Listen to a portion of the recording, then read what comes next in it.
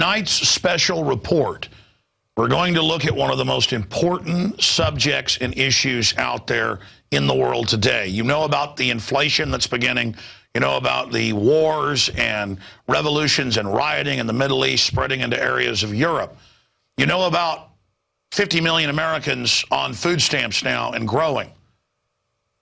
We're discussing the world food crisis. And it was a year ago this week, that Steve Shank was on my syndicated radio show on the phone breaking down that all of this was coming. How did he know? Well, he has operated the oldest continually in existence storable foods company. And he's got the inside pulse because he's also the biggest. And the information he has dovetails with all of my research separately, but he's one of the few guys that I talk to who can actually teach me something. Because I'm here scanning the news, scanning the financial periodicals, talking to economists, watching what's happening. But Steve, with his big factories, bringing in high-quality food from all over the world, sometimes buying it a year out on contracts before it's even been grown, he can see things coming over the horizon that really few others can give us an insight into. And so this is the first of 3 special reports that we're going to cover here tonight on InfoWars Nightly News. This will be the Global Food Crisis Special Report. And then we're also going to do an interview breaking down secrets of the food industry. And there'll be pieces of all these reports within the others as well. But he's going to really drill down into that. And also we're going to have a short buying guide to storable foods, because so many of these companies out there sell you storable food hoping you never eat it. Steve came to town to basically brief me on what was happening. He's visited before, and I said, hey, please stay another day.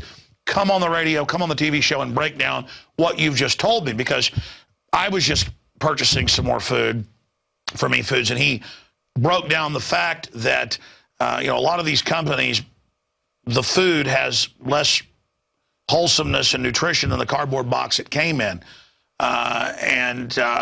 So we're going to break that down, secrets of the storable foods industry, but also food industry, period, in part 2. But we'll cover some of that in part 1, because I just can't wait to part 2, where Michelle Obama's taken over the grocery stores and they want to track everything. Again, this is a guy who for 30-plus years has been on the inside of this, on the Animal ID, the Premises ID, the Food Safety Act. What is it really all about? Again, we could not have a better source on this to really break down what's happening. I cannot stress to you enough that food is your greatest asset in a crisis, because it's what allows you to not be dependent. The UN has said this, Henry Kissinger has said this, the State Department Memorandum 200, that food will be used as a weapon. And that's why we've gone from, in 1955, being able to feed the entire world to 40+% of our food being imported, and that's accelerating. So we're going to cover all of this and look at all the different factors coming together by design to break our backs and make us dependent. Steve, thank you for staying in town to tell the viewers what you were telling me in that hour-long briefing yesterday. If we could recapture that lightning in a bottle, I mean, you were pretty animated in there. I've never seen you like that. Why are you so concerned? Well, basically what we're talking about is freedom and getting back to America. What we've had consistently occurring, here's a principle. The extent to which you're dependent is the extent to which you give power over yourself to that on which you depend. Give you a perfect example, oil. We don't develop our own oil resources, and so we become dependent on countries that don't like us too well. And if they don't like us too well, any excuse to raise prices, cut back on our supplies. And if you get back to food, when you talk to me, Alex, you know that all roads lead to food, because those dots always connect. When we have problems with the oil, what you'll discover if you look at the last 10 years, the graph of the price of oil is exactly the same as the graph of the price of food to those people out there that are depending on that as their basic, most important necessity. Now, as we go through this discussion, you'll find that you know, we can talk about all the storms. We can talk about the various disasters and things like what happened over in Japan and when we have things like Katrina here. We can talk about food prices. We can talk about all of the prices with gasoline. We can talk about the fact that thousands and thousands of families in America are falling below the poverty level every single day. Every single day. And it's not because they're making less money. It's because inflation and the economy are falling apart so desperately, and we're printing funny money. In fact, finally today, the Federal Reserve officially said, we promised not to do QE3. We're just going to call it continued easing, and they're going to open the floodgates. That ensures the inflation we've seen is only going to intensify. Well, just as an aside, which might be kind of interesting to you, the viewers, if in fact we were printing dollars for every one that we're spending, in other words, a lot of the spending is being done by, you know, the stroke of the pen, but if we were actually printing dollars, it would take all of the trees in the United States to make the paper by the end of this year. All of the trees would be gone by the end of 2012 because we took all of that wood to make up the paper to print that much money at the rate that they're spending right now. Incredible. I mean, we're talking about tens of trillions of dollars, and as you said, if it wasn't digital, most of it, 97%, it would get rid of all the trees in the country. Now, but what that does to food, is it makes every dollar diminish in value and diminish in value. Now we've got a trade deficit. China has more of our money than we do. China is also hurting for food. They lost 60% of their wheat crop last year, and they are the largest wheat producer in the world. They are farming the planet. You and I have already talked about what they're doing to Africa. They're taking all of the food out of Africa. They're sending Chinese labor over there, not even paying Africans to grow the stuff and hauling it out. Well, since the bank bailout that we have here in the United States, which was really interesting in terms of inflation, but since the bank bailout, the banks have concluded that they aren't going to lend farmers money. In fact, shortly after that bailout occurred, we got calls from a lot of the supermarket chains. They couldn't get the loans to buy the groceries to put on their shelves to sell the people that are coming in to buy groceries. And you're going to go through all the dots, but then connect them and tell people where this is going, and that's what's so stunning at the end of this talk. But beginning in that conversation yesterday that was so dynamic, you bring up the fact of what's really behind the pushing of the food stamps. Break that down. Oh, food stamps.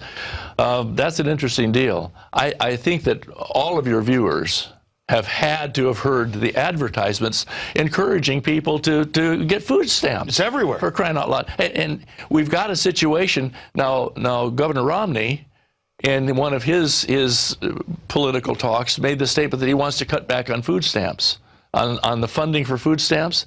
That's not the message. Bottom line, what we want to get to in this country is the point where we have built the economy, we have jobs, and we have people being able to work and earn enough money so they don't have to be on food stamps. But look at what's happened. We are getting advertisements. They're talking to a mature lady from the ones that I saw, and I get a little bit goofy over this kind of stuff because it just aggravates the daylights out of me, because what they're saying is, she's saying, well, can I get food stamps if I have a car? And, oh, yes, you might be able to get food stamps if you have a car. Well, can I get food stamps if I have a house? Oh, yes, you might be able to get food stamps. Can I still get food stamps if I have a job? Well, yes, you might be able to. They're encouraging people to get food stamps. Who's paying for that? And here's the interesting thing.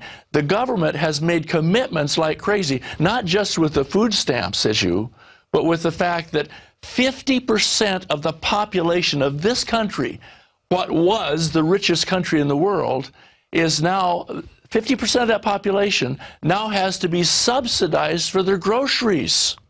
Food stamps, the welfare programs generally, and some of the other things like WIC and all that, and churches. And Steve, I remember you 5 years ago and I knew you knew what you were talking about. You're very respected. I mean, really the trailblazer, the grandfather of the whole storable foods movement. You were saying there's going to be shortages. This is all coming. They want to shut it down. It's part of the plan. And I'm like, really? I mean, this is really going to happen? And now so much of it is coming true. I can't wait to hear, the conclusion of where you see all this going. But now it's clear. One word is what's happening: the domestication of the American people. That's what you define in animals or in slavery with humans in history. What domestication is when an animal depends on you for food. I mean, this is what they're doing. They are doing everything they can to destroy the crops. You know how to catch wild hogs? Let me tell you how to catch wild hogs, okay? You're out there, you got a wily old boar that's leading the pack, and they got a whole bunch of hogs. And they're pretty wily about people like you because you're going to shoot them. Okay, what you do is you start putting some posts around in this one area, okay? And the old hogs are sitting back there and they're watching you. And then what you do is you go out and you put some boards on those posts and you make a fence. And then you make a gate. And you put a rope on the gate. And the hogs are sitting back there saying, what are these guys doing? These guys are out here. I don't know what they're doing. And then one day you walk in with a bushel of corn. And you pour it right in the middle of that fence and you leave. And they sit back there for maybe a couple days and watch that and think, what the heck is that? So one of them's more adventuresome, goes in there and nibbles on that corn and says, that's pretty good corn. And then you just leave it there. And pretty soon the rest come in and they join that one. And pretty soon the corn's gone. And they sit back and they watch. And then you take another bushel of corn in there. Only this time, they don't wait so long before they go in there. And pretty soon, they're watching for the corn to come. And then after a couple of weeks, you take the bushel of corn, and they can't wait for you to leave before they go in and eat the corn. And then once they all get in there and they're eating the corn, you pull the rope.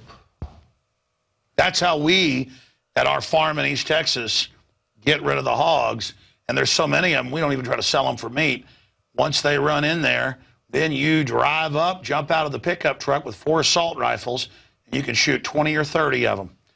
In fact, I've seen the previews for the new shooting show they've got, and it just shows hundreds of the hogs being shot that way. Ted Nugent's new show. And this is how they domesticated animals. It's how people are domesticated. Serfs aren't allowed to produce enough food to live. Our country rebelled because the colonies weren't allowed to produce finished goods. We had to buy that from England. This is domestication. We are in the process of being deindustrialized, shut down. They paid $22 billion of taxpayer money to move Cadillac and Volt, GM, to China. I mean, the people running this country have made us debtors to China. All of it a fraud, all of it a plan. I want you to vet through more of the points, because you've got like 20 dots here, Steve. But we want patriots out there to win-win. Sure, when they get high-quality foods from eFoods Direct that I believe in, that I use, my sole food sponsor, I could have 20. But I don't. They get that real security, so they're not going to be domesticated. So they control that. But you didn't want to even plug this. You just want to get the information out. But let's skip ahead, though, to the end. Where is all this headed? What do you see in the master plan with the riots in the Middle East and all of this? And then we'll go back through the points. But, I mean, looking at the Global Food Crisis Special Report, here if food prices go up 30% like they have in the last year, 10% just in the last month. I have Reuters right here. Food prices jumped 10% in just July, World Bank. Yeah, but if you look at that same Reuters article, it says corn and wheat jumped 25% in 1 month's time. In fact, here's the document, Campbell. It's closer to 40% in a total year. There you go. Again, how did you predict this a year ago on record on my radio show? And again, here they'll just put us on welfare and get us dependent and then steal middle-class money from people that are trying to save and hurt those on fixed income Social Security. In the third world, 6 billion plus people in the third world, this is a death sentence. Oh, absolutely. And the thing is that what's happened, now, we hear about the problems with the trade deficit with the United States. We know there's a trade deficit because China has all of our money. They got more of our money than we do. And China is hurting for food. So what are they doing with that money? They're going around the world farming the planet. And what they're doing also is, since the bailout, the farmers can't get the money, they're coming in here and talking to our farmers who want to stay alive and in business. And they say, okay, you can't get a bank loan. We'll pay for you growing that crop. We'll give you a profit on the crop, and we'll take it out to China because the United States doesn't have any export laws on food. Or regulations. I had Dinesh D'Souza, and I'm interrupting. I want you to continue. I had him on this week. You know, the guy that has the big hit movie, $26 million in a month, 2016 Obama's America. But in that, he says Obama's anti-colonialist, so he wants to shut down America, and shows how they're shutting us down by design. No debate. But that's not what it is. The globalists are these mega banks that are reverse colonizing. They're using the third world to leverage us out, not helping the third world, to leverage us out and shut us down so they can buy it all up for pennies on the dollar. And now the globalists, teamed up with China, are engaging in colonial activities against the United States. It is diabolical. I'm sorry, go back to your point. Well, let's go back to the pigs. Let's go back to the pigs. And let's go back to food stamps. Now, Romney said he wants to reduce by 33% or something, I can't remember, no, 33 billion, the expense on food stamps. That's not the problem. All that does is get him unelected, because everybody that's being fed, you feed them, you lead them. What's going to happen? What really the solution would be from anybody is to, very simply, give the people a means by which they can earn enough money and get jobs and build the economy so they don't have to be on food stamps. Instead of telling people, oh, you can get some food stamps, more feed the pigs, get some more food stamps, feed the pigs. Even if people don't need the food stamps, get the food stamps anyway. Well, that's why they advertise. There's all these programs for you to get a giant group of people totally dependent, so the government can say, now vote to turn your guns in. Now vote to get rid of your borders. The extent to which you're dependent is the extent to which you give power over yourself to that on which you depend. Why are we making Americans dependent? Okay, now let's talk about this. We're in the 7th year of a worldwide famine. China, Australia, India, all of the major population centers of the United States, all of Europe, all of the entire planet lost their bee population, a high percentage of it 4 years ago. Now we're in the state of a worldwide famine, 7th year, okay? We've got droughts and we've got food shortages every place. Every country that has more of our money than we have is buying our food. And so we have 12 million American kids that go hungry every night. How many of our population are out of their homes because of all the foolishness? A lot of them, the only good meal they get every day is the school lunch in the morning. Oh, I've got a daughter that's a school teacher in Pennsylvania, and it's absolutely pathetic.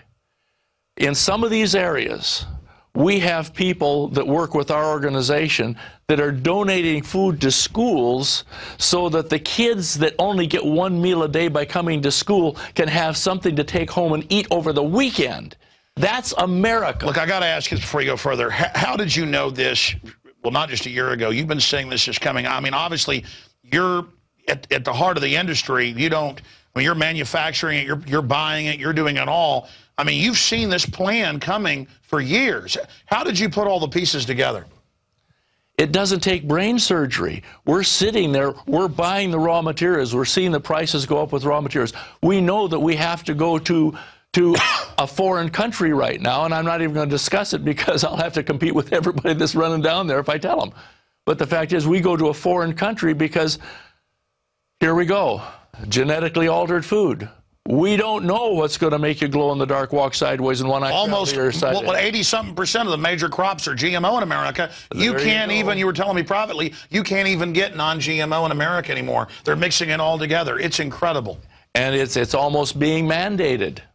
And we don't want to, we don't have the time, and we don't want to bore your viewers to go into all the ins and outs of what's going on. Oh, it's not boring. We're going to cover it in secrets. Bottom line is that what you see coming is when you see shortages, when you see the farmers being put out of work, when you see farms and ranchers having to sell off their herds because they can't get the feed, because with the ethanol program, the government is subsidizing, and just keep in mind, viewers, just keep in mind this. Anytime the government puts subsidies into a program, you can bet that there's going to be huge inflation, and you're going to have basically a problem with the people that are already in that program surviving. And now look at food prices going up. Yeah, look at healthcare. Look at, I mean, all these government. Look at education. Yeah, yeah, absolutely.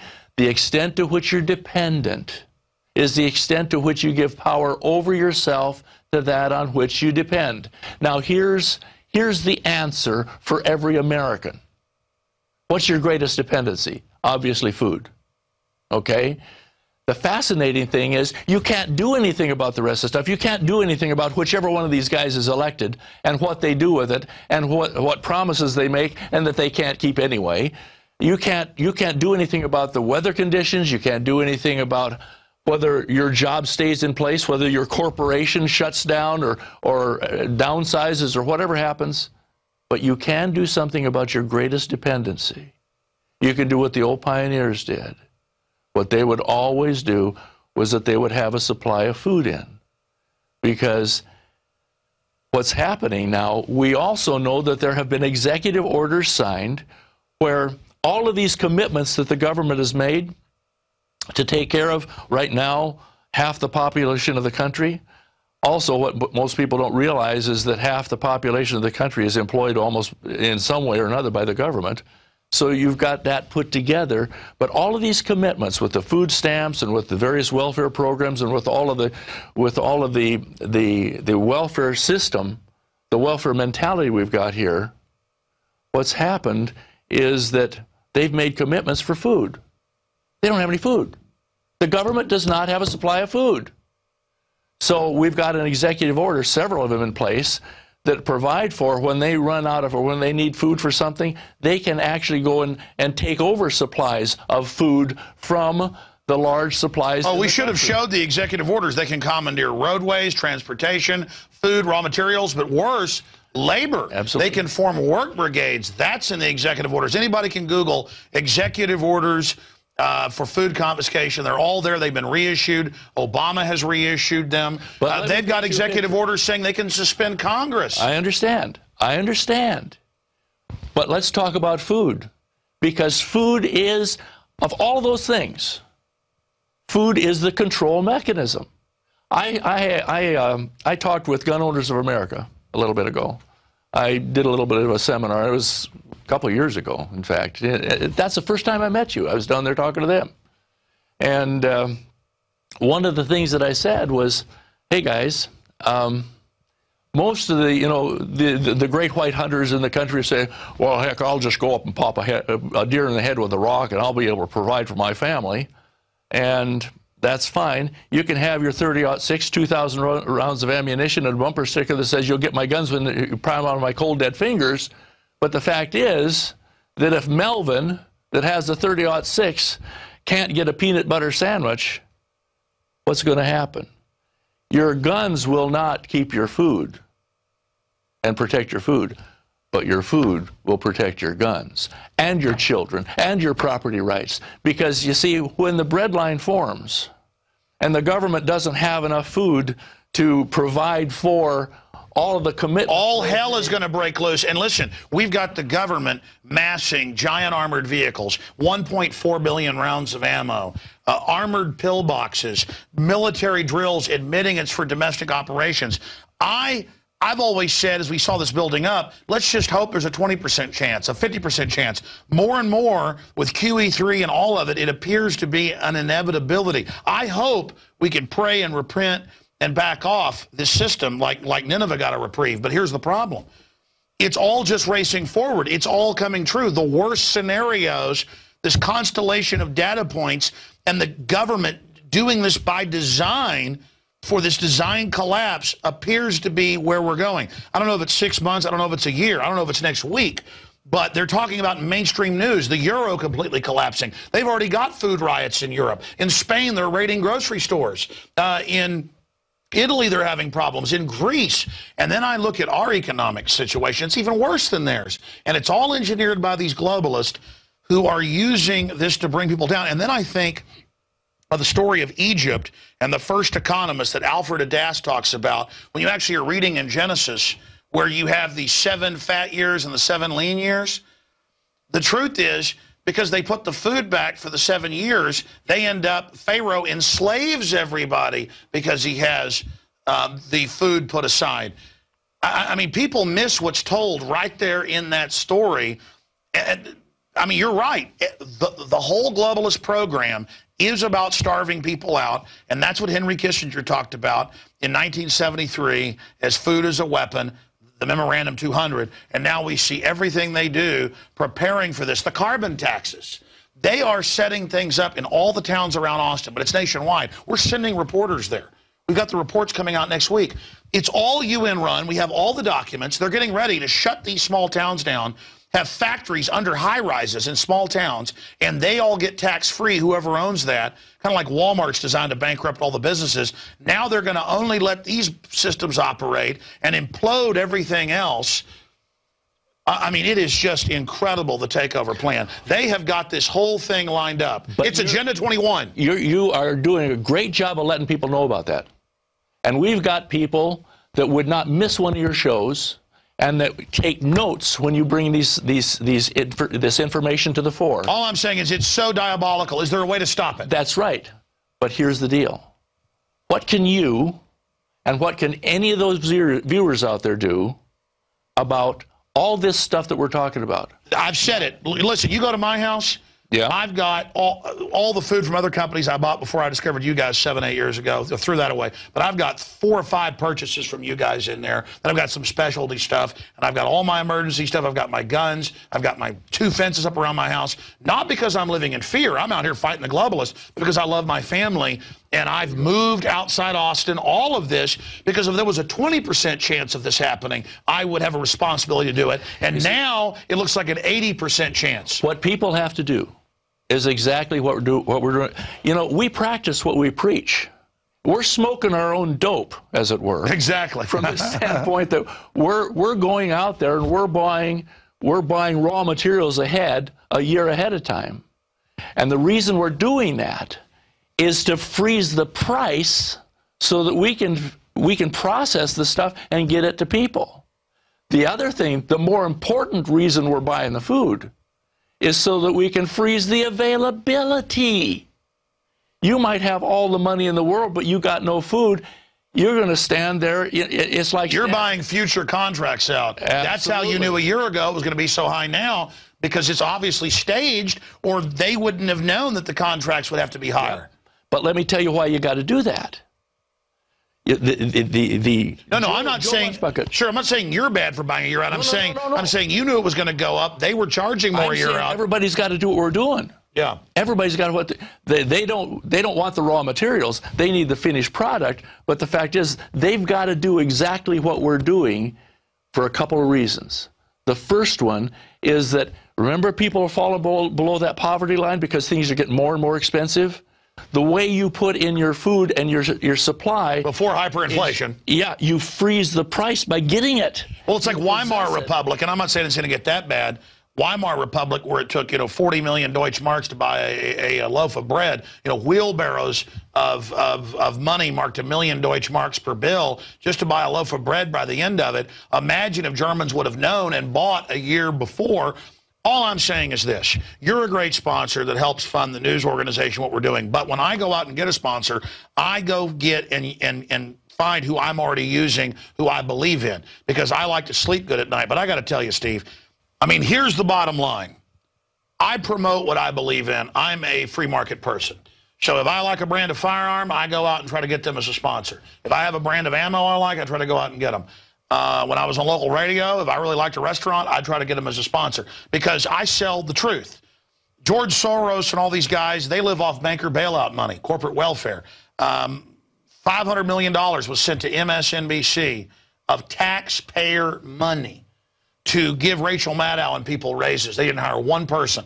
So here we are. I'm promoting what I believe in, And of course, you're here informationally. You said, I'll stay and talk, but I don't want to pitch e-foods. I want people to understand the big picture. But it is important that people have a good place to go get it, because now all these big businesses and people are getting into the business. They're coming in. I want you to talk about that in the next part of this series. Sure. You know, the secrets of the food industry, the secrets of storable food industry, for someone who's been there from the very beginning. For people to understand what we're dealing with here, that it's also important to get really good deals and high-quality food that, you know, lasts as long as possible, and we'll also talk about that. But I want to tell viewers something out there right now. You are crazy if you don't start storing food. So what I'm saying to people out there, and I want to get back into the news and information, is that you do need to get storable food. Everything the globalists is doing and are doing worldwide is about making you dependent. Oh, you're bad if you have food. You're bad if you have water filters. You're bad if you have solar. Oh, that's weird, while they dig in. It is great that people are buying tens of millions of guns. It is great people are buying ammo. It's great that the middle class is running to the countryside, because that means that when they try to implode this thing fully, we're going to have a remnant of people to try to rebuild this country. Because this is how the communists took over Eastern European countries. They would just get control of the government, then shut the economy off because they couldn't militarily take over, and then roll in later. The Army documents admit re-education camps.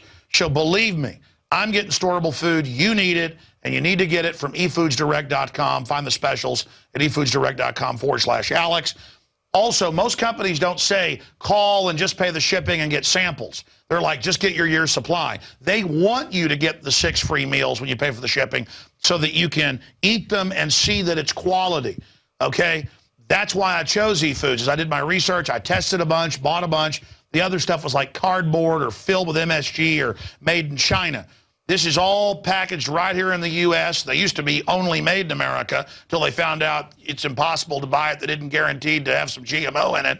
So bottom line, folks, efoodsdirect.com/Alex. Follow the banners at Infowars.com or call the toll-free number 800-409-5633. That's 800-409-5633. Now, Steve, I know I said I wouldn't go into a big pitch for you, but here's my deal.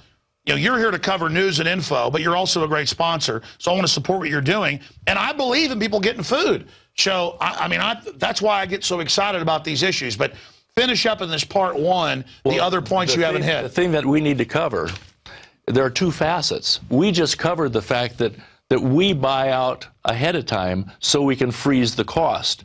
But the most important thing to freeze is availability. Because remember, 7th year of the worldwide famine, 70% of the corn crop, it's just all coming together now, so the availability of food is going to be the issue no matter how much money you got. Now, the cost freezing and the availability freezing is one issue. Let's go to the other important one. Remember, we were talking about the fact that the government doesn't have any money. They've made a lot of commitments to a huge portion of this country, which will vote for them because you don't bite the hand that's feeding you, okay? So what about those commitments when they don't have food?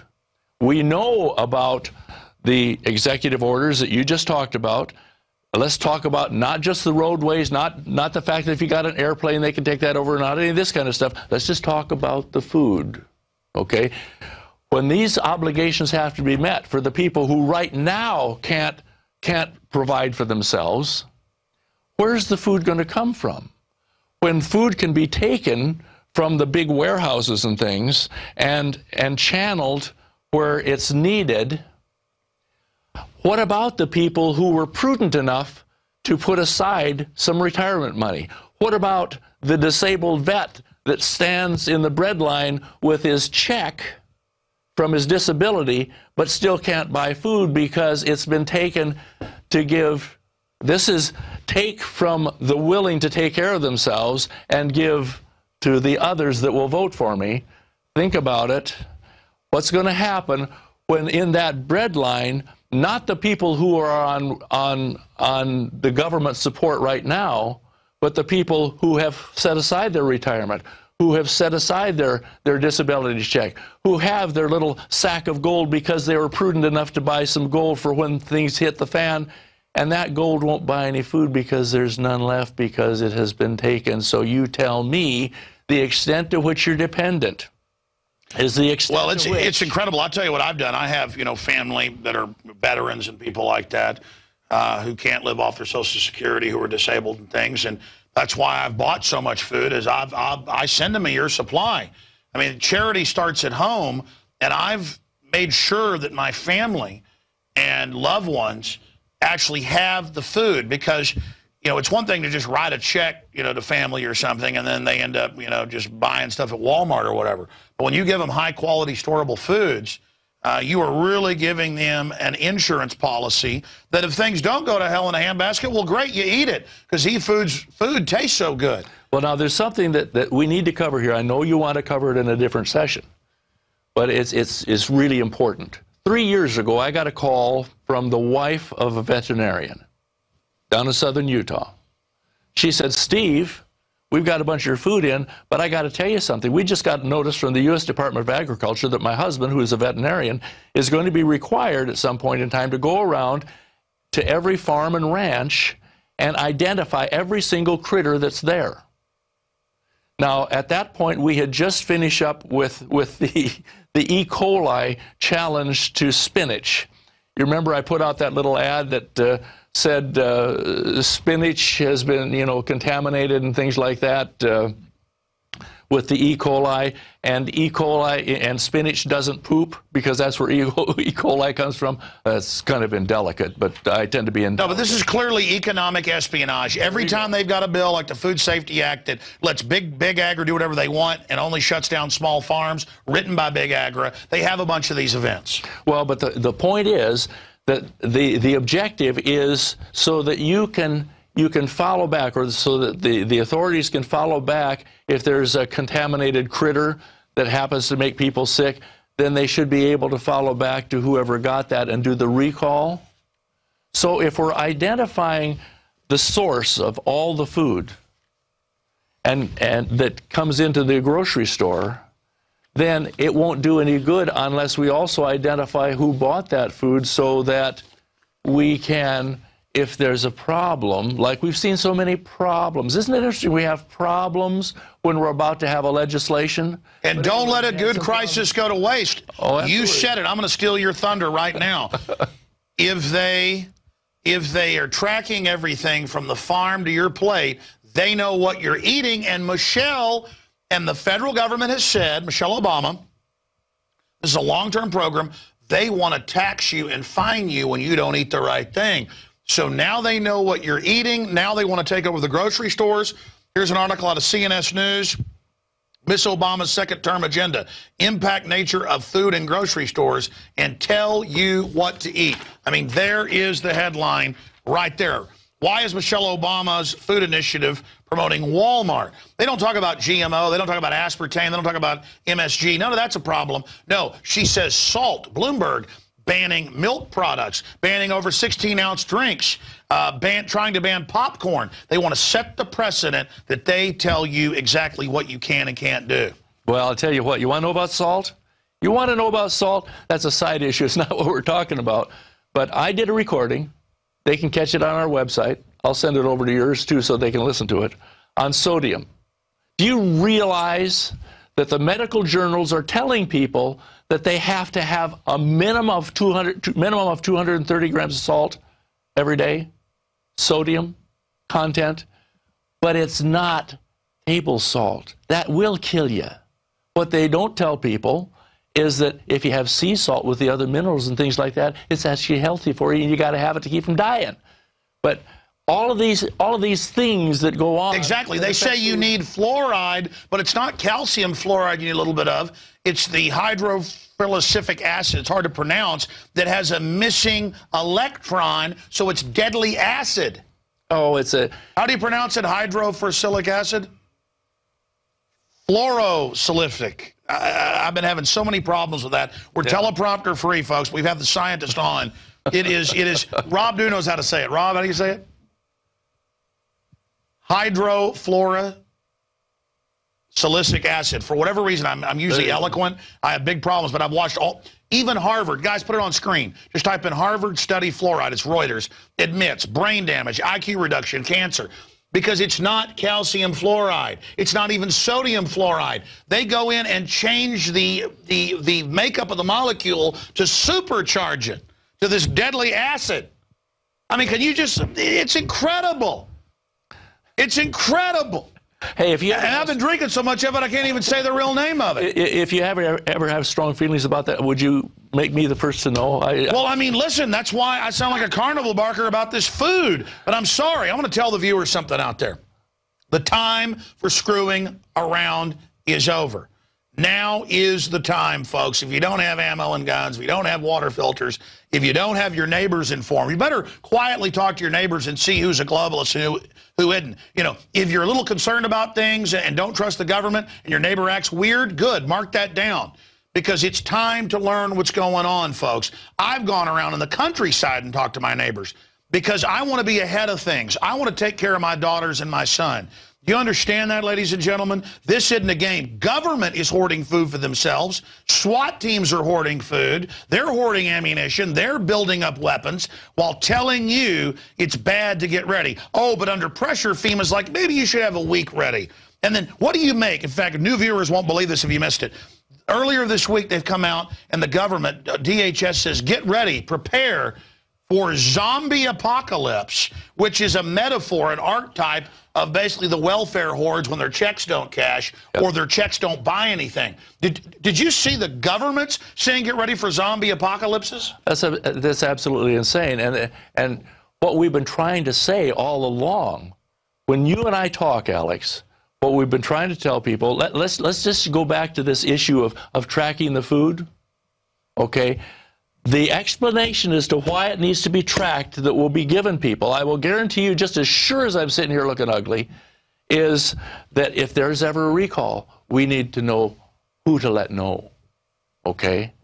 But the fact is, if people want to have a supply of food, if they want to guarantee their freedom, if they want to be independent based on the fact that the extent to which you're dependent is the extent to which you've given power over yourself to that on which you depend, your food, they had better very well get their supply of food in, whatever they choose to have. If they want a year's supply, 6 months, whatever they need to have, they better get that in before we have the regulations that say every morsel of food has to be tracked. By the way, that is where we're going. That was the Pentagon plan. They've been trying to, where there's tracker chips on all the packages, they admit from the factory, in the trucks, to the store, to your house, to the landfill, and now it started in England and Miami passed it.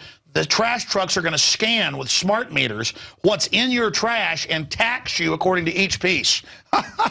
And they're talking about $3,000 fines if you throw away the wrong thing in the wrong basket. And Paul Watson in England has actually had the inspectors in his neighborhood fining people. And now it started in Miami. You cannot make this up. I mean, this is a hellish system they're setting up. And you're right. They're obsessed with food. You're right. I mean, quite frankly, I knew because of war, collapse problems, you know, 6, 7 years ago, it's good to have food. Yeah. But when you were saying shut down the food, animal ID, premises ID, I'm like, it's not going to get that bad, Steve. And now here we are. I know chicken farmers, okay? One of them works for us. I'm just going to leave it at that. Who only has a few hundred chickens, sells locally, you know, range-fed, you know, eggs, hens, all that stuff. People pay more for that because they should.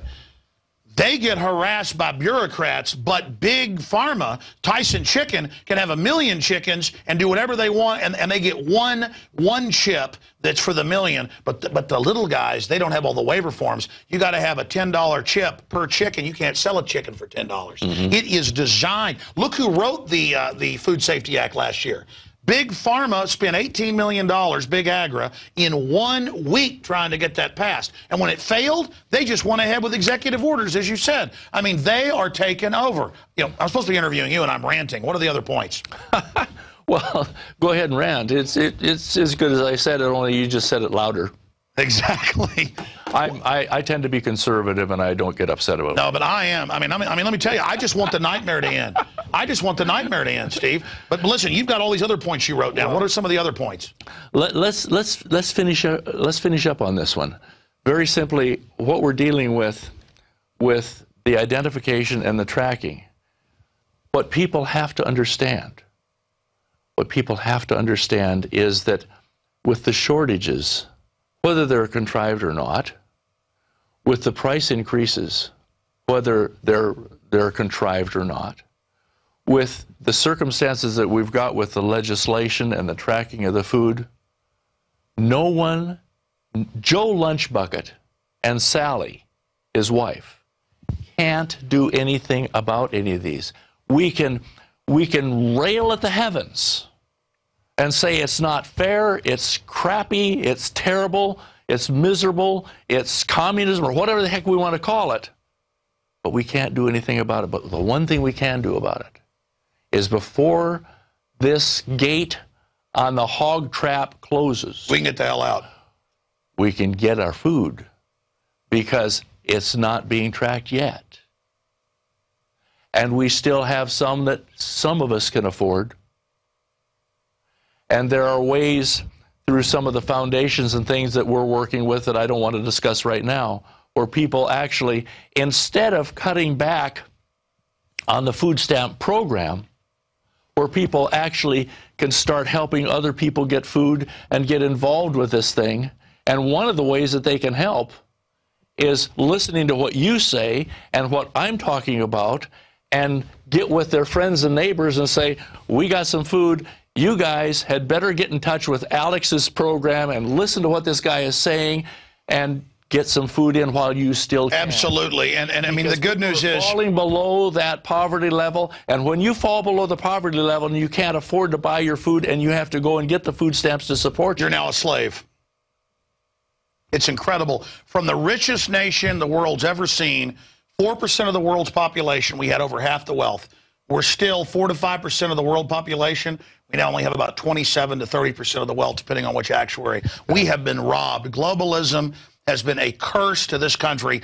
We're going to cut it right there and come back with part 2. This has been Global Food Crisis Special Report.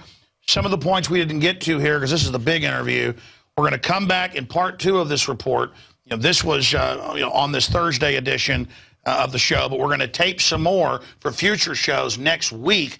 We're going to look at secrets of the food industry. This is where you think it's boring because you live it. This is what's exciting, all the insides in baseball you told me. It's not boring, but it's really aggravating. Well, we're going to break that down, and we're also going to have a buying guide for storable foods. You know, the ins and outs, you know, the secrets that you know for people, regardless, from the industry insider, Steve Shank.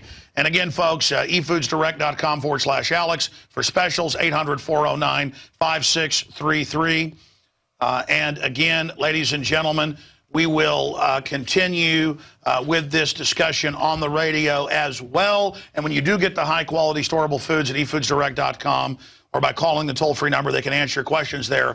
The advertising that they spend with us also helps get the word out so we can warn others. It's win-win-win, and you're supporting liberty and freedom through the free market.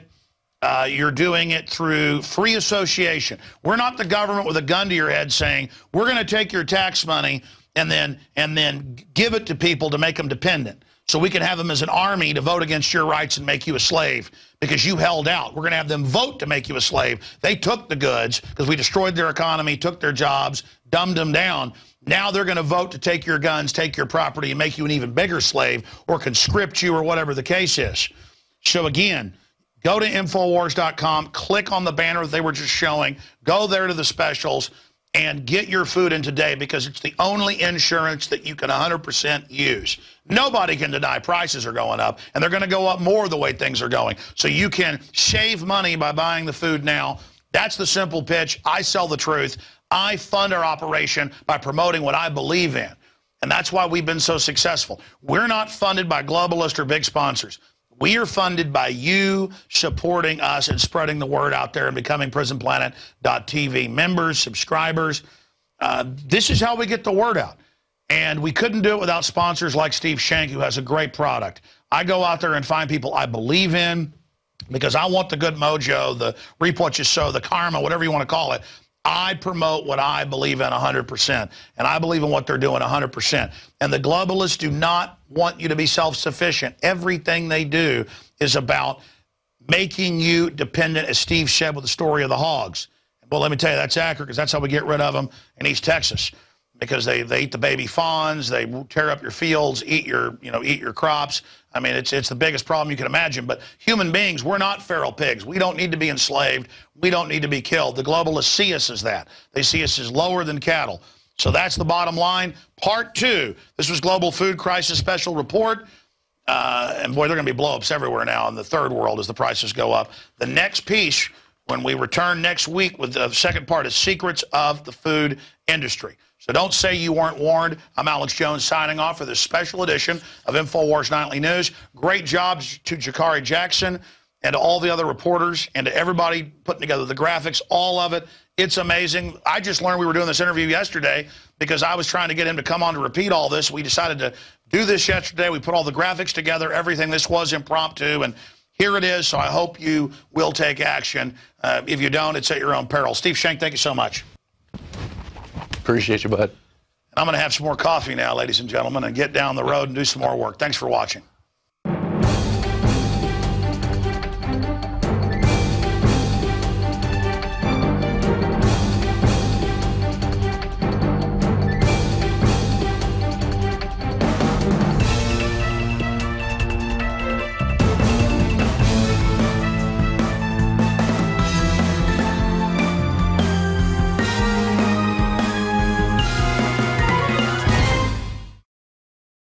Visit Infowars.com and PrisonPlanet.com.